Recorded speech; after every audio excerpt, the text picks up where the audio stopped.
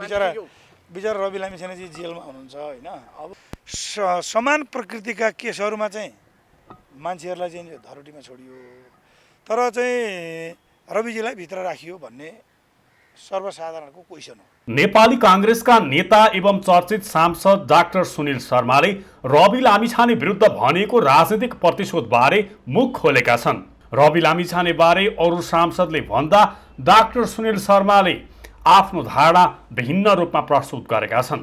उनले रवि दोषी या निर्दोष भन्ने छानबिनको पाटो भए पनि रविलाई जेलमा राखिनु कहीँ कतै राजनीतिक षड्यन्त्र हुन सक्ने बताएका छन्।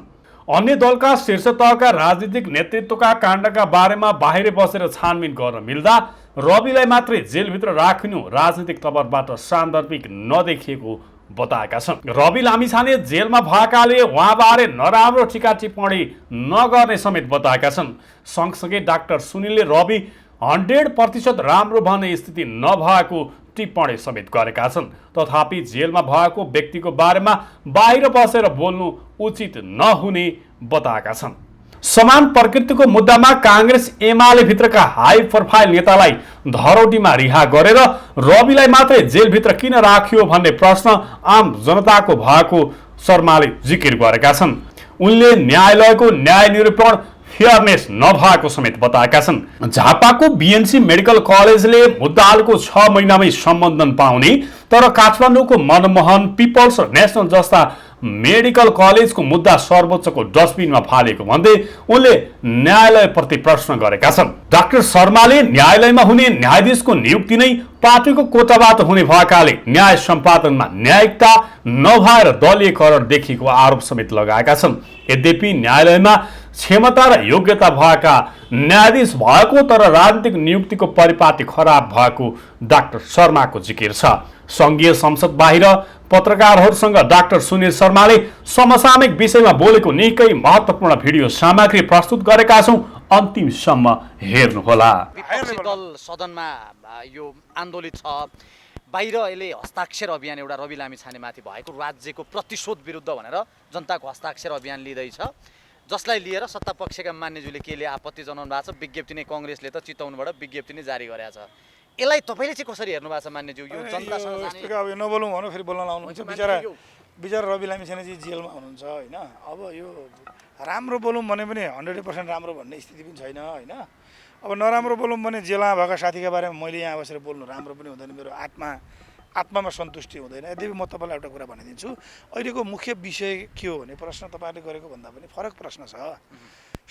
समान प्रकृतिका केसहरूमा चाहिँ मान्छेहरूलाई चाहिँ धरोटीमा छोडियो, तर चाहिँ रविजीलाई भित्र राखियो भन्ने सर्वसाधारणको क्वेसन हो होइन। त्यहाँ पैसाको लेनदेन भएको थिएन भन्ने क्वेसन होइन नि। फेरि क्लियर हुनुहोस् तपाईँ, यो दुईवटा फरक पार्ट हो।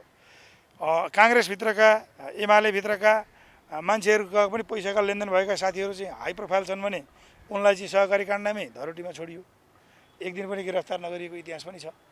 तर रवि लामिछानेको ट्रान्जेक्सनै थियो भने पनि बसेर अथवा देश छोड्न नपाउने गरी एउटा कन्डिसन राखेर अदालतले चाहिँ बाहिर बसेर मुभ गर्न पाउने, मुद्दा लड्न पाउने गरेर पछि अन्तिम फैसला आएपछि हालेको भए हुन्थ्यो नि त भन्ने छ। क्वेसन चाहिँ यो हो। अब रविजीले पैसै लिएको छैन, यो गरेको छैन, त्यो गरेको छैन भन्ने प्रश्न होइन। यो चाहिँ स्वीकार गर्नुहुन्छ कि राज्य प्रतिशोधपूर्ण व्यवहारमा उत्रियो? होइन, कसैलाई काखा कसैलाई पाखा अदालत भनेको यस्तो हुन्छ। तपाईँलाई अर्को कुरा भन्दै तपाईँलाई अर्को कुरा भन्छु, तपाईँलाई अर्को कुरा बताइदिन्छु क्या। झापाको बीएमसी मेडिकल कलेजले मुद्दा हालेको 6 महिनामा बिचरा दुर्गाजीले पाउनु, म त्यसमा खुसी छु कि बीएमसी मेडिकल कलेजले मुद्दा हालेको 6 महिनामा चाहिँ सम्बन्धन पायो त्यही सर्वोच्च अदालतबाट। काठमाडौँको मनमोहन पिपुल्स नेसनल जस्ता मेडिकल कलेजहरूको सर्वोच्चको भएका अदालतका फैसला पनि चाहिँ डस्टबिनमा फेलेर बसिया छ र कतिको त कयौँ वर्षदेखि फैसला चाहिँ हुन सकेका छैन। भनेपछि न्यायालयभित्र पनि फेयरनेसमा क्वेसन अथवा प्रश्न चिन्ह खडा भयो हो कि। त्यसै कारणले हामीले के भनेको भनेदेखि सर्वोच्च जिल्लादेखि सर्वोच्चसम्म वकिलबाट जानुभएका न्यायाधीशहरू व्यक्तिगत रूपमा हाइली क्वालिफाइड हुनु होला, राम्रो हुनु होला, तर लोकतन्त्रको ब्युटिनेस के हो त? लोकतन्त्रको सबभन्दा सर्वस्वीकार्य अथवा राम्रो पक्ष के थियो त भन्दाखेरि स्वतन्त्र न्यायालयको परिकल्पना हो नि त होइन। अब पार्टीका मान्छेहरू चाहिँ के चाहिँ भर्ती गर्न थालिसके पछाडि त्यो प्रक्रिया छ नि, प्रक्रिया जुन सेलेक्सन गर्ने प्रक्रिया, नेताले चाहिँ खल्तीबाट खुत्त निकालेर आफ्नो चाहिँ सबभन्दा हनुमानलाई लगेर चाहिँ सर्वोच्चमा अथवा पुनरावेदनमा अथवा जिल्लामा न्यायाधीश बनाइदिन थालेपछि मान्छेहरू क्वालिफाइड जानु होला। उहाँहरूको योग्यताप्रति मेरो प्रश्न होइन। धेरै क्वालिफाइड मान्छेहरू त्यहाँ पुग्नु भएको छ, म व्यक्ति रूपमा पनि चिन्छु है, सक्षम न्यायाधीशहरू हुनुहुन्छ। तर प्रक्रियाप्रति हाम्रो आपत्ति हो। लोकसेवा आयोग जस्तै एउटा स्वतन्त्र बडी बनाएर होइन चाहिँ फेयर एन्ड फ्री इलेक्सन गरेर चाहिँ तपाईँको न्यायालयमा हामीले चाहिँ न्यायाधीशहरू राखिदिन पाएको भए आज तपाईँहरूले सोधिरहेको प्रश्नको उत्तर त्यहाँ न्यायालयले दिन्थ्यो। तर तपाईँहरू माइक लिएर आज यत्रो घाममा उभिएर हामीलाई जुन प्रश्न सोध्दै हुनुहुन्छ नि, समस्या कहाँनिर हो भने समस्या न्यायाधीश नियुक्तिमा हो, हाम्रो प्रक्रियामा हो, हाम्रो न्याय प्रणालीमा हो। त्यस कारण हामीले यो सिस्टमलाई चेन्ज गर्नुपर्छ, ढिलो या चाँडो हो। र यो सुन्नुहोस्, र एउटा कुरा म तपाईँलाई भनिदिन्छु, अहिले त हाम्रो सम्माननीय प्रधानमन्त्री केपी ओलीजीलाई पनि खुसी हुनुहुन्छ होला, उहाँ शेरबहादुर दाई पनि खुसी हुनु होला, माधव के अरे प्रचण्डजी खुसी हुनु होला। तर हेर्दै जानुहोस्, घुमी फिरी रुम्जाटार भने जस्तै सबैलाई घुमाइ तिनै खल्तीका न्यायाधीशले कुनै दिन जेल हाल्छन्। त्यस कारणले यो विधि र यो प्रक्रिया, यो पद्धति, न्यायालयको जुन सेलेक्सनको न्यायाधीशहरूको सेलेक्सनको पद्धति छ, त्यो पद्धतिको हामीले विरोध गर्नुपर्छ र त्यसलाई हामीले चेन्ज गर्नुपर्छ। अनि मुलुकले आदि छ नि, आदि कमसेकम केही नभए पनि न्यायालय छ है। जस्तो मलाई गिरफ्तार गरिरहँदाखेरि जिल्लाबाट चाहिँ हुँदै आएको न्यायाधीश नभएको भए, मेच्योर न्यायाधीश नभएको भए त्यो मलाई चाहिँ उहाँले छोड्नुहुन्न थियो हो। मलाई त भित्र खाँदै पारिहाल्थ्यो। बुझ्नु पनि त पऱ्यो भनेको के थाहा, सुनि शर्मा हार्ट एट्याक भएर मरो भनेर भित्रै चाहिँ स्वीकारिन्थ्यो कि यो त अपराधीहरूको देश हो, यहाँ त केही त अपराधी छन् नि त। पोलिटिक्समा अपराधीकरण बढो, बुझ्नु पनि। अहिले माधव नेपाललाई गरेको एउटा के हुनसक्छ भने अब माधव नेपाललाई कहीँ न कहीँ प्रधानमन्त्री दिनु पऱ्यो, धारा 2बाट हुँदैन 5बाट दिनु पऱ्यो, मानौँ न होइन। त्यहाँ दुईवटा कुरा छ क्या डिस्कसन, कुरा बुझ्नुभयो। अब धारा 5बाट दिएपछि हटाउन सकिएन, चुनाव माधव नेपालले गराउनु हुनुभयो, न शेरबहादुर प्रधानमन्त्री बन्ने न अर्को बन्ने। त्यस कारणले यो पनि हो भन्ने एउटा क्वेसन आइरहेको छ। भलै सम्माननीय खड्गप्रसाद ओली केपी ओलीजीलाई धन्यवाद दिनुपर्छ, नेपालको इतिहासमा पहिलोचोटि हाई प्रोफाइल मान्छेलाई अदालत पुर्याउने काम उहाँले गर्नुभएको छ अख्तियारबाट। र यसले के हुन्छ भने खाता ओपन भएको छ, हाम्रो पाला आएको दिन हामी धेरैलाई पुऱ्याउँछौँ भन्ने आश छ मलाई। हस्, थ्याङ्क यू सो मच। ल डाक्टर नि त भन्ने छ, क्वेसन चाहिँ यो हो। अब रविजीले पैसै लिएको छैन, यो गरेको छैन, त्यो गरेको छैन भन्ने प्रश्न होइन। यो चाहिँ स्वीकार गर्नुहुन्छ कि राज्य प्रतिशोधपूर्ण व्यवहारमा उत्रियो, होइन यस्तो कसैलाई काखा कसैलाई पाखा चाहिँ अदालत गरियो। भनेको चाहिँ यस्तो हुन्छ। तपाईँलाई अर्को कुरा भन्दै, तपाईँलाई अर्को कुरा भनिदिन्छु, तपाईँलाई अर्को कुरा बताइदिन्छु क्या।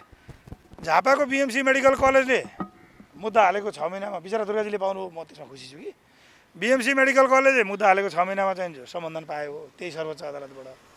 काठमाडौँको मनमोहन पिपुल्स नेसनल जस्ता मेडिकल कलेजहरूको सर्वोच्चको भएका अदालतका फैसला पनि चाहिँ डस्टबिनमा फेलेर बसिएको छ र कतिको त कयौँ वर्षदेखि फैसला चाहिँ हुन सकेको छैन। भनेपछि न्यायालयभित्र पनि फेयरनेसमा क्वेसन अथवा प्रश्न चिन्ह खडा भयो हो कि। त्यसै कारणले हामीले के भनेको भनेदेखि सर्वोच्च जिल्लादेखि सर्वोच्चसम्म वकिलबाट जानुभएका न्यायाधीशहरू व्यक्तिगत रूपमा हाइली क्वालिफाइड हुनु होला, राम्रो हुनु होला। तर लोकतन्त्रको ब्युटिनेस के हो त, लोकतन्त्रको सबभन्दा सर्वस्वीकार्य अथवा राम्रो पक्ष के थियो त भन्दाखेरि स्वतन्त्र न्यायालयको परिकल्पना हो नि त होइन। अब पार्टीका मान्छेहरू चाहिँ हो के चम्चे चाहिँ भर्ती गर्न थालिसके पछाडि त्यो प्रक्रिया छ नि, प्रक्रिया जुन सेलेक्सन गर्ने प्रक्रिया, नेताले चाहिँ खल्तीबाट खुत्त निकालेर आफ्नो चाहिँ सबभन्दा हनुमानलाई लगेर चाहिँ सर्वोच्चमा अथवा पुनरावेदनमा अथवा जिल्लामा न्यायाधीश बनाइदिन थालेपछि मान्छेहरू क्वालिफाइड जानु होला। उहाँहरूको योग्यताप्रति मेरो प्रश्न होइन, धेरै क्वालिफाइड मान्छेहरू त्यहाँ पुग्नु भएको छ, म व्यक्ति रूपमा पनि चिन्छु है, सक्षम न्यायाधीशहरू हुनुहुन्छ। तर प्रक्रियाप्रति हाम्रो आपत्ति हो। लोकसेवा आयोग जस्तै एउटा स्वतन्त्र बडी बनाएर होइन चाहिँ फेयर एन्ड फ्री इलेक्सन गरेर चाहिँ तपाईँको न्यायालयमा हामीले चाहिँ न्यायाधीशहरू राखिदिन पाएको भए आज तपाईँहरूले सोधिरहेको प्रश्नको उत्तर त्यहाँ न्यायालयले दिन्थ्यो। तर तपाईँहरू माइक लिएर आज यत्रो घाममा उभिएर हामीलाई जुन प्रश्न सोध्दै हुनुहुन्छ नि, समस्या कहाँनिर हो भने समस्या न्यायाधीश नियुक्तिमा हो, हाम्रो प्रक्रियामा हो, हाम्रो न्याय प्रणालीमा हो। त्यस कारण हामीले यो सिस्टमलाई चेन्ज गर्नुपर्छ, ढिलो या चाँडो हो। र यो सुन्नुहोस्, र एउटा कुरा म तपाईँलाई भनिदिन्छु, अहिले त हाम्रो सम्माननीय प्रधानमन्त्री केपी ओलीजीलाई पनि खुसी हुनुहुन्छ होला, उहाँ शेरबहादुर दाई पनि खुसी हुनु होला, माधव के अरे प्रचण्डजी खुसी हुनु होला। तर हेर्दै जानुहोस्, घुमी फिरी रुम्जाटार भने जस्तै सबैलाई घुमाइ तिनै खल्तीका न्यायाधीशले कुनै दिन जेल हाल्छन्। त्यस कारणले यो विधि र यो प्रक्रिया, यो पद्धति, न्यायालयको जुन सेलेक्सनको न्यायाधीशहरूको सेलेक्सनको पद्धति छ, त्यो पद्धतिको हामीले विरोध गर्नुपर्छ र त्यसलाई हामीले चेन्ज गर्नुपर्छ। अनि मुलुकले आदि छ नि, आदि कमसेकम केही नभए पनि न्यायालय छ है। जस्तो मलाई गिरफ्तार गरिरहँदाखेरि जिल्लाबाट चाहिँ हुँदै आएको न्यायाधीश नभएको भए, मेच्योर न्यायाधीश नभएको भए त्यो मलाई चाहिँ उहाँले छोड्नुहुन्न थियो हो। मलाई त भित्र खाँदै पारिहाल्थ्यो।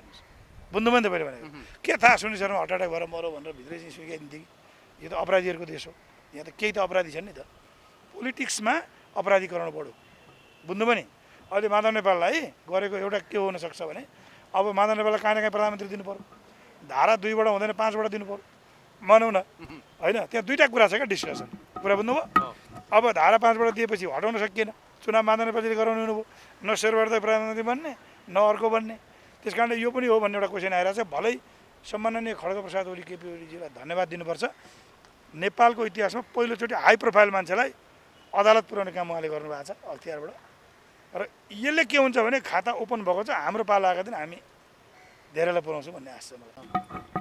हाम्रो चन्द्र भण्डारीले पनि सदनमा उठाउनु भयो, बच्चा पढ्न पाएनन्, डक्टरको उस्तै बेकराल अवस्था छ, देशमा पढ्ने वातावरण बनेपछि कसरी हेर्नु भएको छ?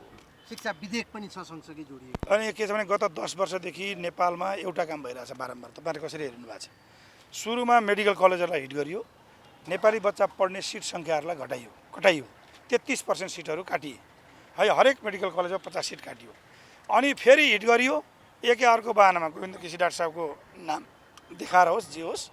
अनि अर्को के गरियो, नेपालमा 200 भन्दा बढी नर्सिङ कलेजहरू बन्द गरिए। त्यतिले पुगेन, जहाँ बिएससी एमएससी लेभलको नर्सिङ पढाइ हुन्छ, जहाँ एमडी डिएम एमसिएच लेभलका डाक्टर उत्पादन हुन्छन्, न्युरो सर्जन उत्पादन हुन्छ, कार्डियोलोजिस्ट चाहिँ तपाईँ उत्पादन हुन्छ होइन, त्यस्ता ठाउँहरूमा जहाँ हजार बेड भएका अस्पताल छन्, 500 बेड भएका अस्पताल छन् होइन, जहाँ 2-2 हजार बिरामी आउने अस्पतालहरू छन्, त्यस्तो ठाउँको नर्सिङ त सबभन्दा राम्रो प्रोडक्ट हुन्छ नि त खासमा। अनि उत्पादन गरिरहेको ठाउँमा के भनियो भन्दाखेरि विश्वविद्यालयका कार्यक्रम भएको ठाउँमा सिटिबिटीका कार्यक्रम चलाउन नपाउने भनेर तपाईँको स्टाफ नर्स काटियो। के काटियो अब गर्नुहोस् तपाईँ? डाक्टरका सिट कटौती गरिए, नर्सिङ कलेज बन्द गरिए, नर्सका सिट कटौती गरिए, अरू प्यारामेडिक्समा तमाम ठाउँमा चाहिँ कलेज र सिटहरू बन्द गर्ने कार्यक्रम गरियो। 1 अब 2 अहिले के गरिँदैछ त भन्दाखेरि पढ्ने चाहिँ डाक्टर तपाईँ हिसाब गर्नुहोस् त, एलकेजी युकेजी जोड्नुहोस् न, यहाँ 3 वर्ष लाग्छ होइन। अनि जोड्दै जाँदाखेरि 3 वर्ष लाग्यो, 1 देखि 12सम्म, 12 3 15 वर्ष भयो होइन। अनि अर्को 16 वर्ष चाहन्छन्, बिचमा ग्याप लिनुपर्छ डाक्टरले। अर्को 16 वर्ष पढेपछि 31 वर्ष लगातार पढ्दाखेरि एउटा मान्छे कार्डियोलोजिस्ट हुन्छ, एउटा मान्छे एमसिएच सर्जन हुन्छ। अब उसले एउटा बिरामीलाई उपचार गर्छ, उपचार गर्दाखेरि त मान्नुहोस् न, एउटा 97 वर्षको एकजना बुढो बा ओम नर्सिङ होममा एक्सपायर हुनुभएछ होइन। नेपालीहरूको सरदार आयो कति भन्नुहोस् त? 70-72 आज होइन।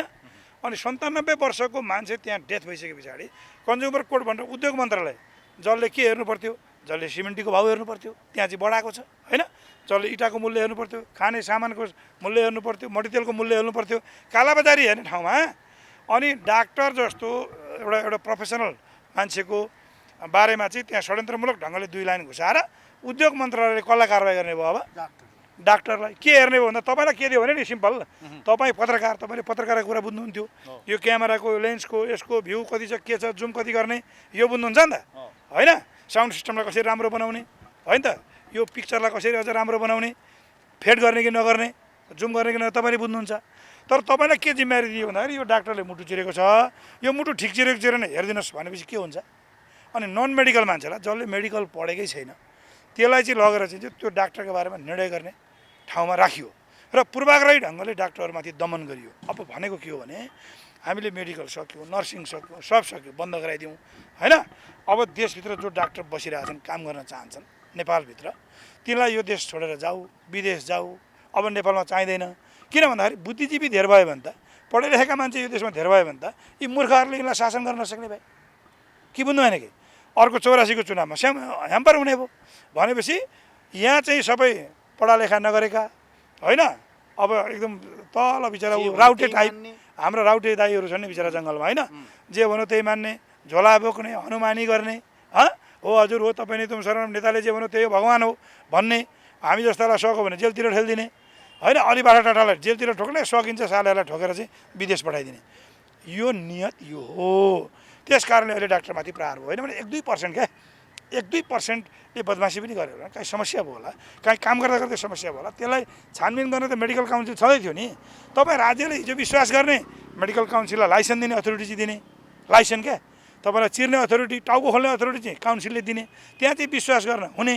अनि मेडिकल काउन्सिलले अहिले हेरिरहेको विषय लगेर चाहिँ उहाँ चाहिँ सिमेन्टी बालुवा ढुङ्गा हेर्नु उद्योग मन्त्रालय अन्तर्गत फ्याक्ट्री चाहिँ राम्रो चलाउन, बिजुली राम्रो दिँदा फ्याक्ट्री चल्छ भन्ने कुरा हेर्ने ठाउँमा अब त्यहाँ चाहिँ के गर्न सुरु गरियो त भन्दाखेरि के गर्न सुरु गर्यो डाक्टर मुटु चिरेको चिरेन र त्यो मात्रै होइन फेरि सुन्नुहोस् एकछिन म चाहिँ आउँदैछु तपाईँहरू अझै मैले बुझाउनुपर्छ क्या यो वास्तवमा तपाईँहरू बुझ्नु पऱ्यो क्या सिरियसली बुझिदिनु पऱ्यो एउटा डाक्टर त्यत्रो खर्च गरेर पढेर आउँछ होइन बिचरा समयको खर्च पैसाको पनि खर्च हुन्छ महँगै छ एजुकेसन आएपछि काठमाडौँमा अहिले सरदर 70,000 देखि 75,000 स्यालेरी छ तपाईँलाई थाहा छ ट्याक्स कति तिर्नुपर्छ 39% ट्याक्स तिर्नुपर्छ हायर स्ल्याब गएपछि क्या 6 लाखभन्दा माथिमा 12 लाख अर्को स्ल्याब त्यहाँभन्दा माथिमा 39% एभरेज हेर्नुहोस् है 39% भनेपछि उसले कति ट्याक्स तिर्ने भयो भन्दाखेरि लगभग 20-25-30,000 रुपियाँ ट्याक्समा गयो अब ट्याक्स तिरेर पैसा हातमा कति आयो 48-50,000 रुपियाँ आयो काठमाडौँमा तपाईँ कल्पना गर्नुहोस् रिङ रोडको आसपासमा अहिले तपाईँले 30,000-40,000 भन्दा कममा फ्ल्याट पाउनुहुन्छ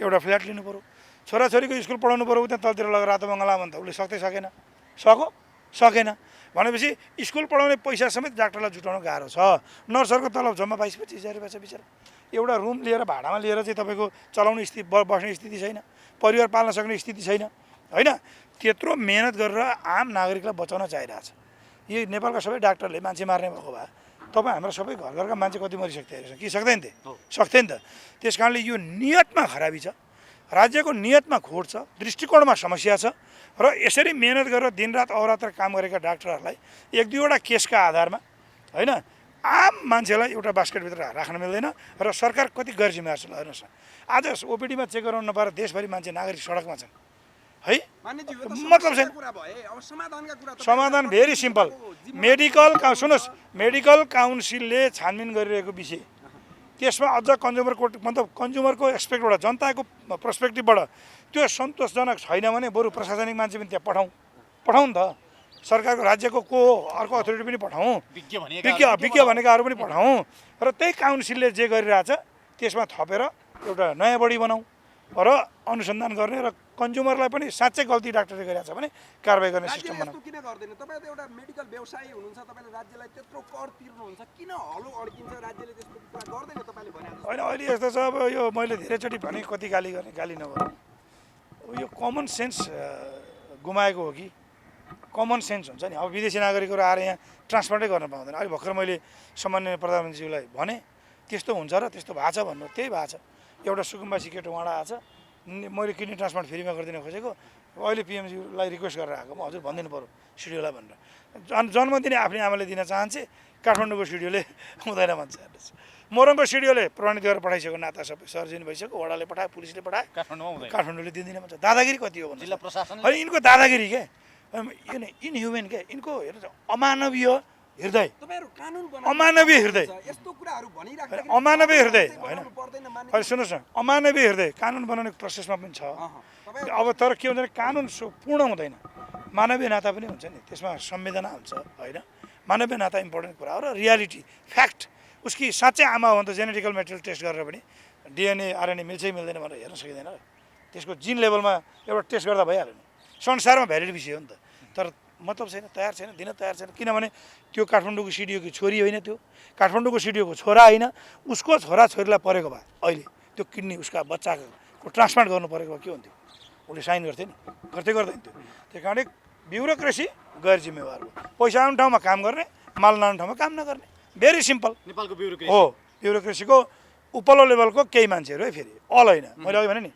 ट्युसन फिस तिर्न नसकेर दुई साग खान नपाउने पनि छ नि कानुनको छेडखानीलाई तपाईँ जतिको व्यक्तिले सम्मानित एउटा संसदको सांसदले यो भन्दै गर्दा तपाईँ चाहिँ के गर्दै हुनुहुन्छ के फेरि म त निरीह छु आवाज आफ्नो उठाउने यी तपाईँहरूलाई भन्ने सदनमा उठाउने आफ्ना कुरा राख्ने नेपाली जनतासँग क्षमा माग्ने प्रभु हजुर जति सके त्यति गरेको छु गाली नगरिदिनु होला अब के गर्नु त मैले के होइन अहिले जनताले दिएको मत कमसेकम मैले छ नि त्यसको धर्म कायम राख्ने प्रयास गरेको छु तलपत्ता नखाइकन काम गरिरहेको छु छैन हजुर के अब के गर्ने झुन्डिने ठाउँ छैन के झुन्डी भन्नुहुन्छ त अब झुन्डेर सदन अगाडि झुन्डिँदा म हुँदा सबै शान्ति हुन्छ भने गरौँ अब के छ त मसँग उपाय केही छैन यही हो बोल्ने कुरा राख्ने सदनमा कुरा राख्ने समितिमा कुरा राख्ने पहल गर्ने हो म के गरौँ त्यहाँ मानेको पार्टी सत्तामा छ तपाईँहरू जितेर आएको पार्टी सत्तामा छ तपाईँहरूकै कुरा सत्ताले सुन्दैन भनेको पार्टी नै चेन्ज गर्नुपर्ने बेला भएको होइन पार्टी चेन्ज होइन पार्टीभित्रको पात्रहरू चेन्ज गर्ने हो यो पार्टी एक दिन हामीले लिड गर्ने हो क्या टेन्सन नलिनु समय लाग्छ जस्तो मेरो एउटा पोलिटिकल कोर्स भनेको त लङ प्रोसेस हो शेरबहादुर दाइले उहाँ अस्ति सुनाउनु भएन 14 वर्ष गिर्जाको दबदबामा बसेर अर्को पार्टी खोल्नु भएको थियो भने होइन हामी त यही पार्टीभित्र छौँ हामीलाई काङ्ग्रेस पार्टी मनपर्छ, राम्रो पार्टी हो यो, सैद्धान्तिक रूपमा योभन्दा बेस्ट पार्टी नै छैन। सुनिल शर्मा अब जस्ता काङ्ग्रेस नेता एमाले सिद्धिए, अब कहाँ नयाँ सिद्धिन्छ? आउनुपर्छ। हामी हुन्थ्यो अब कहाँ नयाँ सिद्धिन्छ? आउनुपर्छ होइन सुन, भन्ने- कम्पेयर गरौँ नयाँ र पुरानो। हामीमा के पाउनुभयो कमजोरी देखाउनुहोस्। हामी कमजोरी के पाउनुभयो? तल भत्ता खाएको छैन भन्नुहोस्, जनता सेवा गरेको छैन भन्नुहोस्। तर मैदान त्यही हो, सुदूरपूर्वदेखि खेलाडी बराबर होइन भयो। होइन, मैदान नै चेन्ज गर्नु हाम्रो पार्टीको जस्तो इतिहास, हाम्रो पार्टीका नेताहरू जतिको सफर एकपल्ट नयाँ पार्टीले गरेर देखाउन्, म तिनको गुलाम बनिदिन्छु। जस्तो तपाईँले यो कुरा भन्दै ए, हजुर, गर्दाखेरि बारम्बार सरकारको नेतृत्व गर्ने तपाईँको पार्टी, तपाईँ निर्याता प्रस्तुत गर्ने अनि फेरि पार्टी होइन, हाम्रो पनि पार्टीमा जित्छ छ नि। भने यो दोहोरो होइन, चरित्र होइन, भएकै मान्यज्यू हाम्रो पनि छ पार्टी भन्ने, सुन्नु गर्न सकिएन पनि पार्टी भन्ने। पार्टी र पात्र अलग विषय, पार्टी र पात्र अलग विषय, क्लियर हुनु होला। काङ्ग्रेस पार्टी र काङ्ग्रेस पार्टीलाई रुल गर्ने पात्रहरू अलग विषय हो। अहिले हामी त्यो पार्टीमा चाहिँ पात्र जिताउनु होइन ती सुन, पार्टी- अहिले खुल्ला कुरा छ क्या, यहाँ कुनै लुकाउनु पर्ने कुरा छैन। यो त्यो पार्टीमा हामी चाहिँ तिरस्कृत, अर्को गुट, पखा लागिएको गुट, हाम्रो केही त्यहाँ लाग्दैन। पालो आएको दिन हामी बनाउँछौँ, चिन्ता हस्, नगर्नु। धन्यवाद मानिज्यू। ल दादाले दिनु। नमस्कार। अब यो तस्करको कुरा, मानव तस्करको कुरा सदनमा उठेको 41 दिनभन्दा बढी समय भयो, सदन अवरुद्धका अवरुद्ध र निरन्तर रूपमा जबरजस्त चलाउने सत्ता पक्षको जुन नियति देखिएको छ, प्रधानमन्त्रीदेखि माथिल्लो निकायदेखि तल्लो कर्मचारीसम्म जोडेर भनेर आज राप्रपाका मान्यज्यूले प्रश्न उठाउनु भएको छ। के हो यसबारे जानकारी गराइदिनु। होइन, नेपालको तपाईँले यो मानव तस्करीको हिस्ट्रीलाई अलिकति राम्रो गरी हेर्नुभयो भने यो अहिले मात्रै यो समस्या होइन कि, यो समस्या लामो समयदेखि राज्य सत्तालाई, पार्टीलाई क्याप्चर गरेर अनि राज्य सत्तालाई क्याप्चर गरेर नेपालको एयरपोर्ट क्याप्चर गरेर सुन तस्करी अनि मानव तस्करी अनि बिचरा नेपाली जनतालाई चाहिँ तल गाउँमा 5 रुपियाँ सैकडा 3 रुपियाँ सैकडा ब्याजमा काटेका पैसा लिएर आएर अरबतिर जाने साथीहरूलाई, बिचरा गरिब मान्छेहरूलाई होइन पैसा नतिरिकन नेपालको एयरपोर्ट प्रयोग गरेर बाहिर जान नपाउने यो विद्यमानता गत 8-10 वर्षदेखि जीवित छ होइन। अब यो हरेक सरकारको पालामा चाहिँ, अहिले मात्रै होइन, फेरि यो अहिलेको मात्रै होइन है, तपाईँहरू चाहिँ क्लियर हुनुहोस्। फेरि यो सबभन्दा बढी त नारायण काजीका पालामा भएको थियो। मैले त्यसलाई बोलेँ, मलाई हतकडी नै हाने होइन। अब त्यो चिज चाहिँ त्यो तपाईँ यसो हेर्नुहोस् त, फिल्म ब्याक गरेर हेर्नुहोस् त, त्यत्रो चाहिँ 400 टनभन्दा बढी सुन चाहिँ भारतको मार्केटमा गयो भन्ने चाहिँ खुफिया एजेन्सीको रिपोर्ट छ। अब यहाँ चाहिँ त्यो त्यति बेलाका सरकारमा बसेका मान्छेहरू चाहिँ मस्त चाहिँ यहाँ टाइकोट लाएर तपाईँ हामीलाई थर्काएर हिँडिरहेछन्, हेर्नुहोस् ठुला मान्छे भएर हिँडिरहेछन्। त्यस कारणले अब यो नेपाली हुनु नै अभिशाप जस्तो भइसक्यो क्या। यो गत 10 वर्षदेखिको सरकारको रवैया नेपालमा ठिक गएको छैन। यो अभिशाप नै भइसक्यो नेपाली हुनु। त्यस्तो देखिन्छ, जस्तो त्यस्तो प्रधानमन्त्री देखिन्छ। होइन, म त्यो मात्रै होइन, तपाईँ सुन्नु, तपाईँहरू त यो मात्रै कुरा गरिरहनु भएको छ। तपाईँलाई म अर्को कुरा भन्छु। अहिले कम्पनी रजिस्ट्रारको कार्यालयमा तपाईँले कम्पनी अपडेट गर्नुपर्छ नि त होइन, नेपाली त दर्ता भएका कम्पनीहरू अपडेट गर्नुपर्छ। अब रजिस्ट्रार कार्यालयमा के गर्छन् भनेदेखि चाहिँ त्यो वेबसाइटबाट गर्नुपर्छ। वेबसाइट ह्याङ गरेर अन्डर टेबल घुस लिएर मात्रै काम हुन्छ, कुनै पनि काम। सर्भर डाउन गरिदिने अनि चाहिँ लाखौँ रुपियाँ घुस नदिकन चाहिँ, पैसा नदिकन चाहिँ अब चाहिँ कुनै पनि नेपालको कम्पनीहरू आज चाहिँ अपडेट नहुने। मैले 3 महिनादेखि म यो सांसदको लोगो लगाएको मान्छे, नेपाली काङ्ग्रेसमा त्यसभरि एउटा हाइएस्ट मत लिएर आएको मान्छे, 23,000 त मेरो मतको डिफ्रेन्स मात्रै छ। अलिअलि यसो बोल्छु पनि सदनमा होइन, सुन्नुपर्ने। म जतिका मान्छेले यो सफर गरिरहेको छु होइन, मेरा कम्पनीहरू अपडेट गर्ने कुरामा पुरा सर्भर डाउन भनेर 3 महिनादेखि झुलाइरहेको छ रजिस्टर कार्यालयले भनेपछि नागरिकको हालत के छ?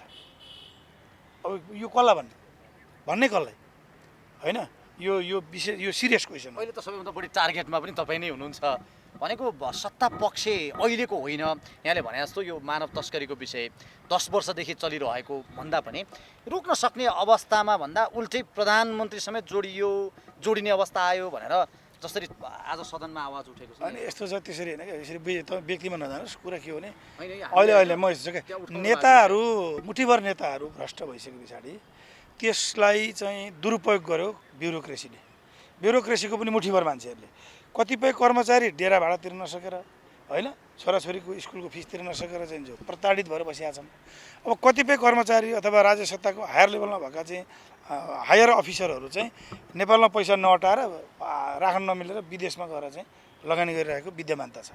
त्यस कारणले यसलाई करेक्सन गर्नको निम्ति एउटा आमूल सङ्घर्ष अथवा एउटा आमूल एउटा सिस्टममा चेन्जेसको जरुरी छ भन्छ मेरो मनले।